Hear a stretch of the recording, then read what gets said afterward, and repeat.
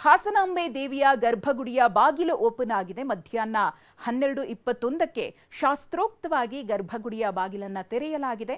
ಗೊನೆಯುಳ್ಳ ಬಾಳೆಗೊನೆ ಕಡಿದ ಬಳಿಕ ಗರ್ಭಗುಡಿಯ ಬಾಗಿಲನ್ನ ತೆರೆಯಲಾಗಿದೆ. ಬಾಳೆಗೊನೆ ಕಡಿದ ಅರಸು ವಂಶಸ್ಥರಾಗಿರುವಂತಹ ನಂಜರಾಜೆ ಅರಸವರು ಗರ್ಭಗುಡಿ ಬಾಗಿಲನ್ನ ತೆರೆದ ವೇಳೆ ಆರದ ದೀಪ ಗೋಚರಿಸಿದೆ. ಅಕ್ಟೋಬರ್ 23ರವರೆಗೆ ಹಾಸನಾಂಬೆ ಜಾತ್ರಾ ಮಹೋತ್ಸವ ನಡೆಯುತ್ತೆ. ದೇವಿಯ ದರ್ಶನಕ್ಕೆ ಬರುವಂತಹ ಭಕ್ತಾದಿಗಳಿಗೆ ಪ್ರತಿ ವರ್ಷದಂತೆ ಈ ವರ್ಷವೂ ವಿಶೇಷ ವ್ಯವಸ್ಥೆಯನ್ನು ಮಾಡಲಾಗಿದೆ. 13 ದಿನ ಹಾಸನಾಂಬೆ ದರ್ಶನಕ್ಕೆ ಭಕ್ತರಿಗೆ ಅವಕಾಶ ಇರುತ್ತೆ. ಇವತ್ತು ಮತ್ತು ಕೊನೆ ದಿನವನ್ನ ಹೊರತುಪಡಿಸಿ ಇನ್ನುಳಿದಂತಹ ಎಲ್ಲಾ ದಿನಗಳಲ್ಲೂ ಕೂಡ ಹಾಸನಾಂಬೆ ದೇವಿಯ ದರ್ಶನವನ್ನ ಭಕ್ತಾದಿಗಳು ಪಡೆದುಕೊಳ್ಳಬಹುದಾಗಿದೆ.